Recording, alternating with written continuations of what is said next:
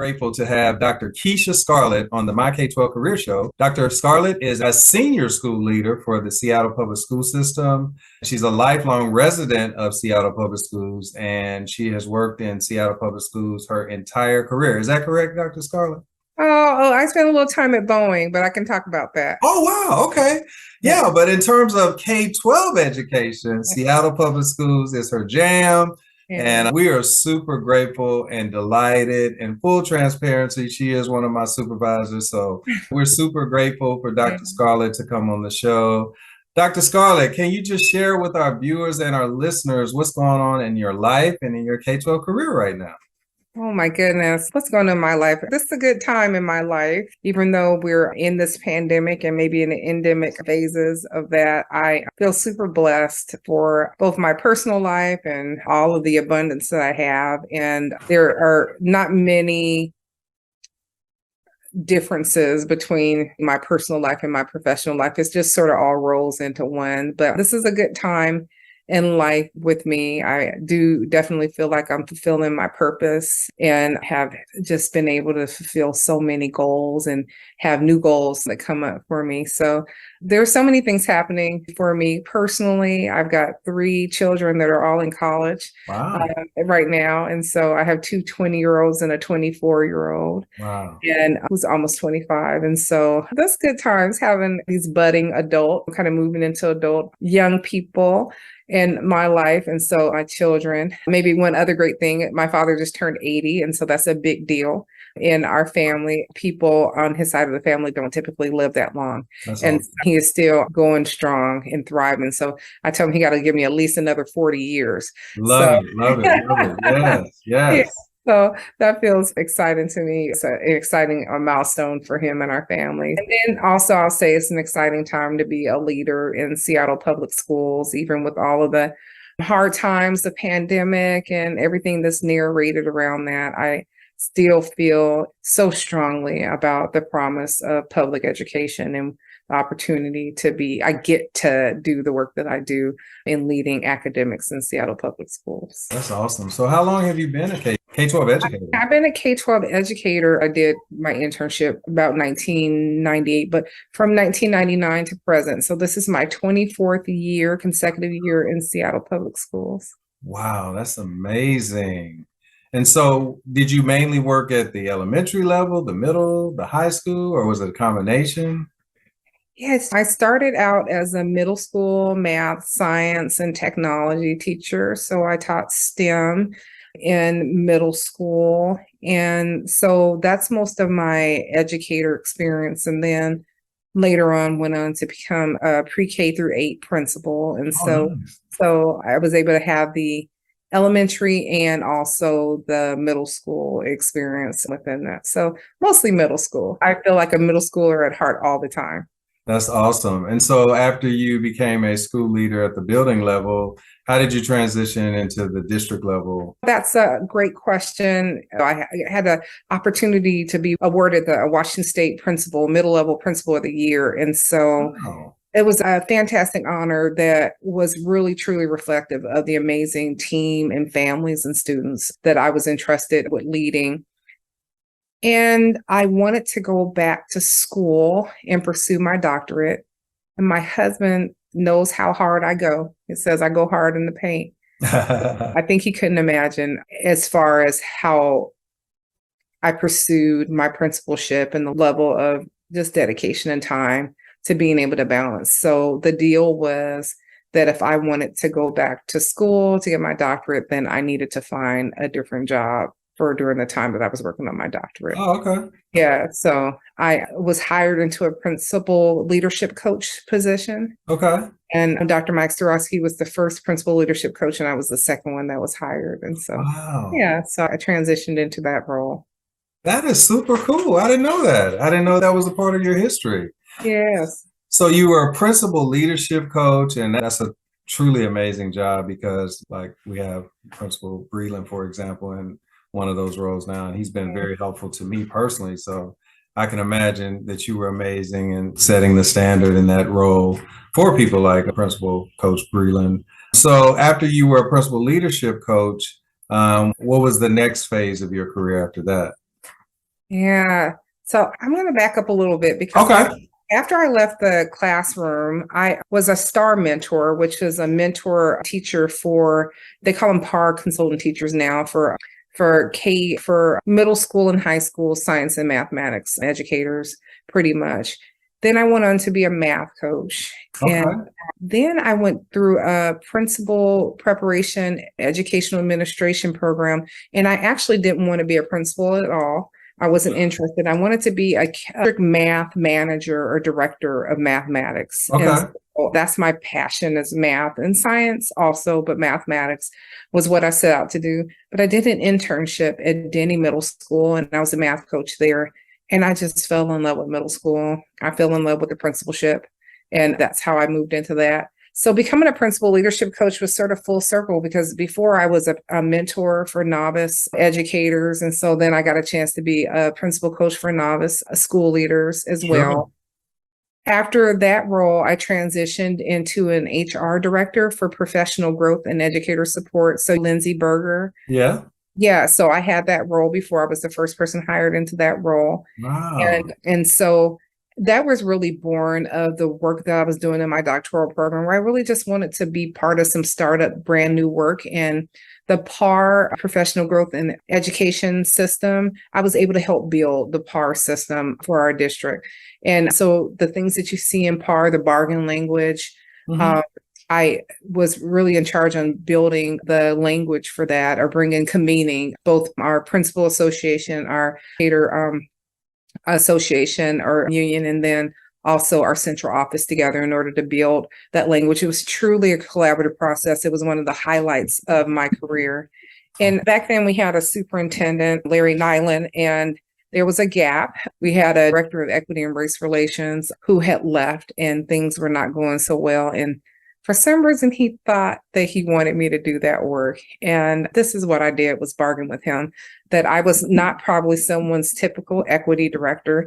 In fact, when he was recruiting me for that job and asking me to come into that job, which I said no quite a few times, I was down at the Carnegie conference because I shared with you before I'm a nerd. And I was there for an improvement science conference. This back in 2017. So I made him read a book and he shared with me about sort of his thoughts about the book. It was the Learning to Improve book by Anthony Breich and some other folks. And I said, so I just paid $750 to go to a conference or a pre-conference with Peter Singh to learn about mental models and organizational development. I will come and lead organizational development. And under that, I can have oversight of the Department of Equity and Race Relations. Okay. But I really feel like many of the things we face are a function of organizational development. So I transitioned from that HR director to being the executive director of organizational development for equity. And I oversaw the Department of Racial Equity Advancement and then helped to build our organizational development aspects and structures. Wow. So you have really been a trailblazer in Seattle Public Schools. So let me get this straight. You were the first person that was a principal leadership coach, right?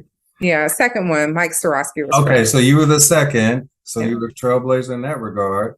You were also the person that started the racial equity team. Yeah, what's now become the Department of Racial Equity Advancement. Right. Yeah, so I actually hired Dr. Pedroza to be the director. Yeah, so she's a great friend and colleague of mine and brilliant. And so she and I were partners. So I was executive director of organizational development for equity. Wow. And then she was the director of the Department of Racial Equity Advancement that now has Manal Alonsi, part of that role. And actually, Dr. Jones, now our superintendent, was the chief of equity partnerships and engagement.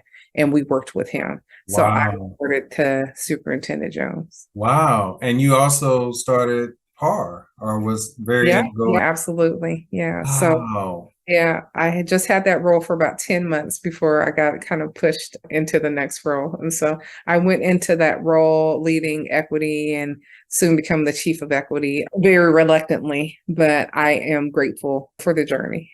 Wow. Yeah. That's amazing. So is there anything that we've left out? You've done so many different things and been integral in starting so many things that are still sustainable even to this day. Yeah. What else have you done that is just really being impactful in Seattle Public Schools even today? Well, I mean, here's the interesting thing. When you stay in places, that doesn't mean the work doesn't come with you. Seattle seems to be that way. So work kind of comes with me. What I will tell you is that in 2012, as a principal, I wrote up a core proposal for an urban teaching program.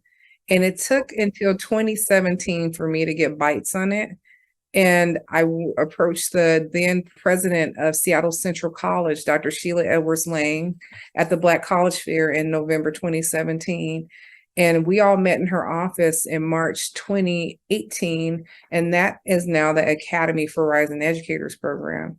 And so I started, brought together the people, and helped broker the resources with the city of Seattle for that program as well. So I am the founder of the Academy for Rising Educators. That is absolutely amazing. I did not know that.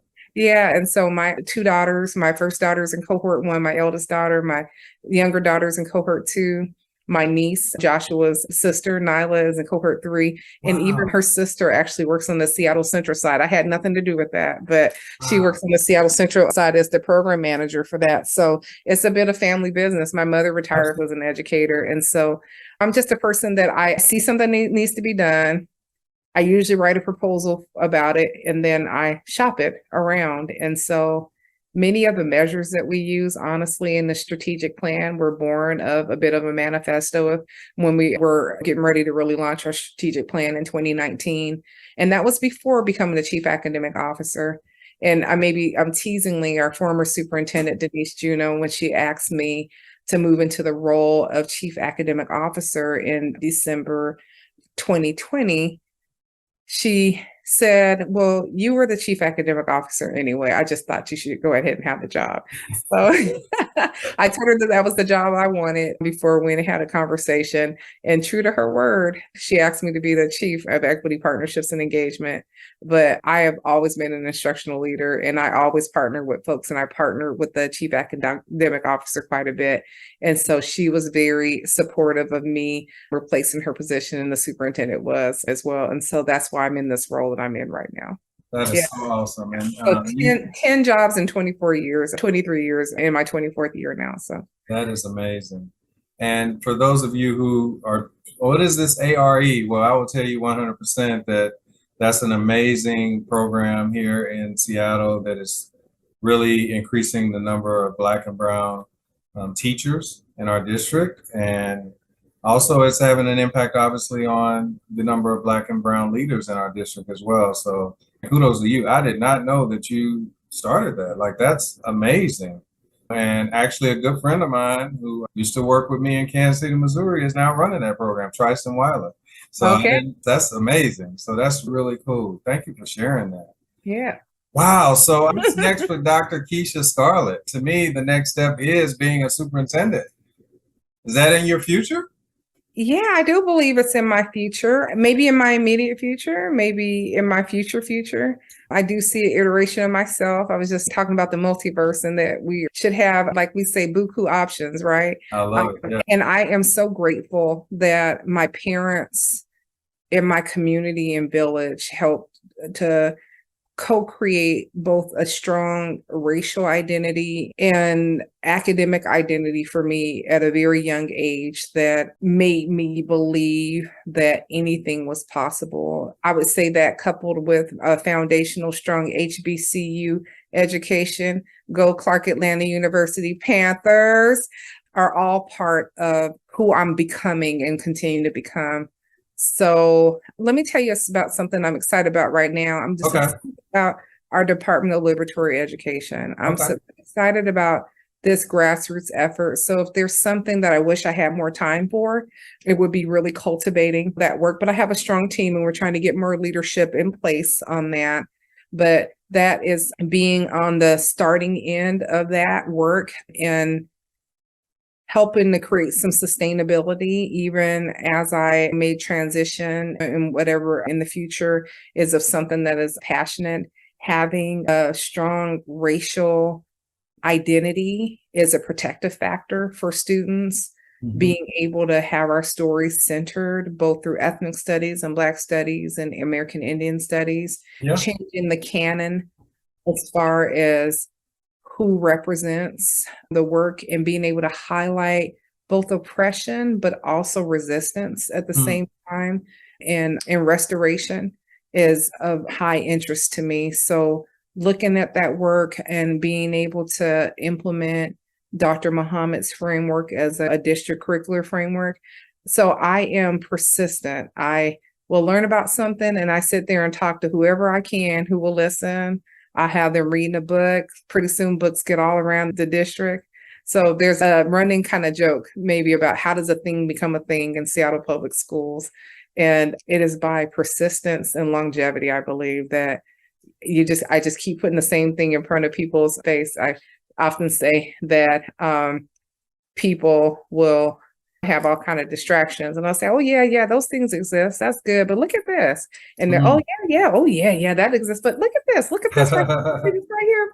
What about this right here? And so we were in a circle during a professional learning on Thursday, and they walked into the circle, 50 people, and I had copies of the Black Space Manifesto everywhere on the floor, these big, huge posters. And then I put it up on the screen and I ask everyone, it's been probably like 3 or 4 years since I've been using that document. And I say, how many people in here know about the Black Space Manifesto? And everyone's hands rose. And it was just so funny to me. So how does a thing become a thing? Because all of a sudden people keep coming to my office now, coming and grab these posters to put into their office of the Black Space Manifesto. So I am, like they said, I'm gentle pressure relentlessly applied is a good metaphor for me. I am relentless. Yeah, so that's amazing. Yeah, gentle pressure relentlessly applied. I love that. That comes from Dr. Susan Enfield, and I just love that. It's just so indicative of how I aspire to be. Like, okay, gentle pressure, but I'm relentless. Yeah, that's awesome. I love it. So if I were not to see you for the next 3 years, and I saw you 3 years from now, where is Dr. Keisha Scarlett in her career? Wow. Dr. Keisha Scarlett is more closely pursuing the liberation that she speaks of. I speak a lot about liberation, and I've been really grappling with what does that mean for myself, for me individually, but also me as part of a collective. What does liberation look like for my family, for my children? Seattle's an odd place where it's really difficult to ever be able to buy a home here. And so liberation is ensuring that I have a legacy for my children, much in the way that my parents has. My parents made sure that we all bought homes in our early 20s. They could just predict what was going to happen in this housing market. And I feel grateful for them pushing that as a value. And so I look at my children and their salaries, they won't even get close to that. But part of that is making sure that they have a place that belongs to them. And so that's one part of liberation. Financial liberation, I think, is important. I think also the liberation, having the agency to choose how you spend your time. Yeah. So you should see me getting closer to what that means for me. And I won't give it a title necessarily of superintendent or executive director or CEO or all those things, but I have been raised to embrace sovereignty in many ways. My father, that was something really big for him. My father would say, especially those girls, my sister and I, Joshua's mother. I'm the youngest in my family. And my dad would always say that my girls' mouths would probably get them into trouble. So we need to always have a big house so they can bring their family to. And so I think about that a whole lot with my dad. And we came by it honestly. It's his mouth. And so, so just enjoying life in 3 years, being healthy is something that I'm really trying to embrace and pay attention to at this point in my life, because your health is your wealth also. 100, So let's pop in and just think about the spin of the multiverse, right? And just let it spin around, and there's a pop run there. I could be 1 or 2 or 3 years into a superintendency. You spin it around, or the magic 8 ball, or whatever it is, for another iteration of that. I could have my own business where I'm doing consulting work and working nationally on nerdy things like measurement, anti-racist measurements. Is something I'm super, super interested in. And I'm thinking about different ways of measuring belonging for our students, and identity, and also access to opportunity that we should always be looking at measures of opportunity as we think up against assessment scores. Like, what are the opportunities that our students have? What are the guaranteed opportunities that they have? That's something that we don't talk about a whole lot. So we want to be able to paint deficits around, particularly Black and Brown children, around everything that they aren't, but we don't ever ask, what do they have actual access to? And so measures of opportunity are very, very important to me as well. Wow. That sounds like a future book, Dr. Scarlett. Yeah. So, yeah, I mean, I definitely see you as a superintendent sooner rather than later.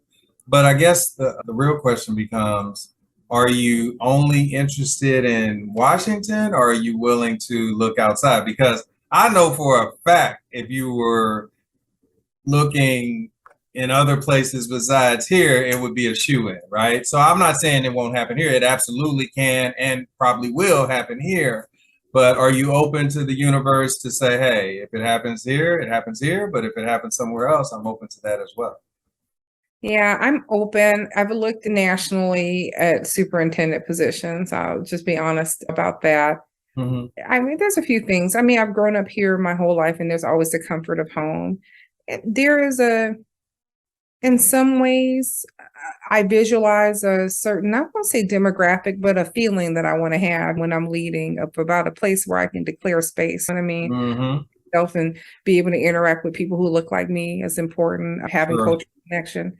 Washington State, as far as the liberality of Washington State and being I would say, call it a blue state, is really carried by Seattle and sort of this Western Washington area.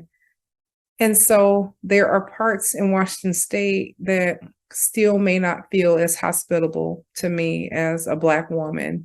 And I am pretty open and authentic. I believe my authenticity is my superpower. So I don't try and be anything else than who I am. It doesn't serve me well, and it's exhausting.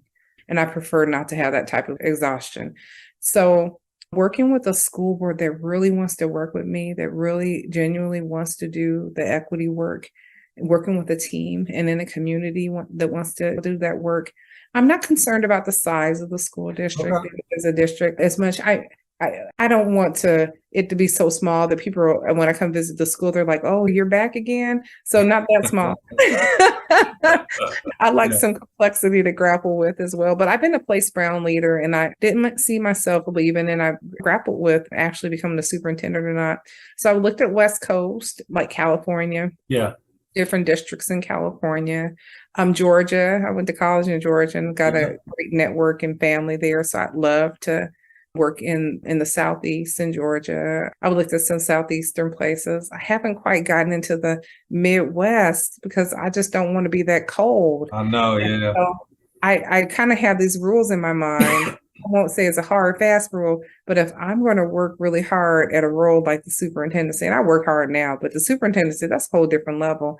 I need good weather and sun. I hear you. I need some good weather and sunshine. So it's not a total deal breaker or anything, but I threw my hat in the ring and applied for 6 superintendencies last year. And I moved forward in 5 out of 6, and then moved to the finals in 3 of them. And use that as practice. I use that as an opportunity to just practice and learn, and learn and have tape. Athletes watch tape, so I watch my tape. I just did an interview yesterday. I'll look at this one. So I'm always paying attention to what I'm sharing and using it as an opportunity to just share my voice and then hear other people's perspectives as well. But typically it's kind of one way where you're sharing with folks.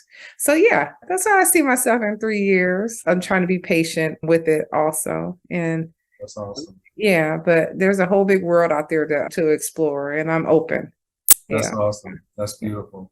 Well, I want to honor you for all the great work that you've done in the city of Seattle for these last 24 years. I truly am just in awe of all the things that you initiated, just the path that you blazed for people that look like us to just aspire to. And I'm just very grateful to be in your presence and to work with you, because I work in Seattle Public Schools as well. So I'm going to continue to learn from you, but you're so humble when it comes to all the things that you've done and been a part of that are still making an impact in Seattle Public Schools. So I just want to take this moment to honor you for all the great work that you've done in Seattle Public Schools. I actually started this show to showcase amazing school leaders like yourself. And so I'm very grateful that you came on the show and was willing to share your story and talk about all the great things that you've done in Seattle Public Schools and your K-12 career and all the great things you're going to do in the future. So thank you so much.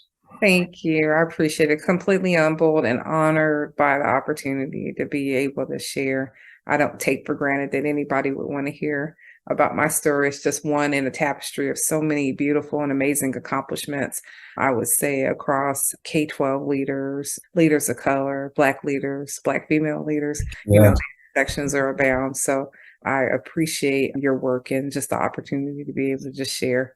Well, somebody is watching and listening to you and super energized by what you're sharing and motivated and inspired. So thank you so much.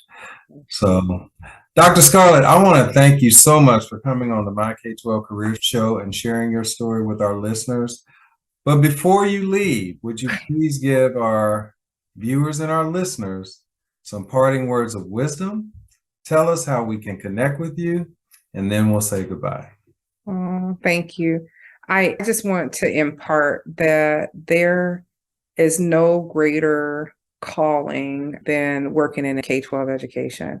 Every single role that I've had, from being a student in Seattle schools to every role that I've had, has been key to who I've become.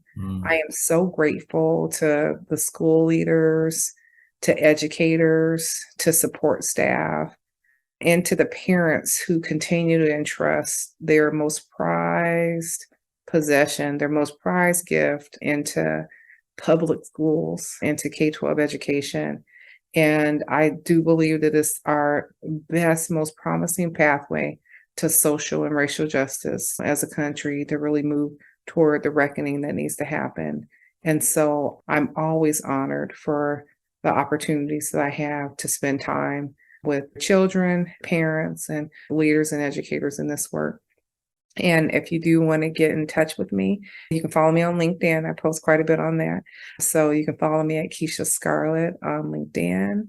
If you do want to get in contact with me, you can email me at Keisha, Keisha, at woven.org, WOV3N.org, but woven. So feel free to reach out to me. Reach out to your girl. I love to connect with people and hear about what folks are doing in education and make new connections all the time. So follow me on LinkedIn and we'll follow you back. 100%. We'll make sure we'll put all your contact information in the show notes. And once again, I want to thank you so much. I'm very humbled and honored that you came on the show, and I want to wish you all the best as it relates to being a superintendent. And I just have no doubt that it's going to happen for you. So all the best. Thank you so much. I appreciate you, Dr. Williams. Thank you. All right. An exceptional leader in Seattle Public Schools. Thank you. Well, with mentors like you, I can't go. Thank you so much. All the best. Appreciate you. Take care. All right.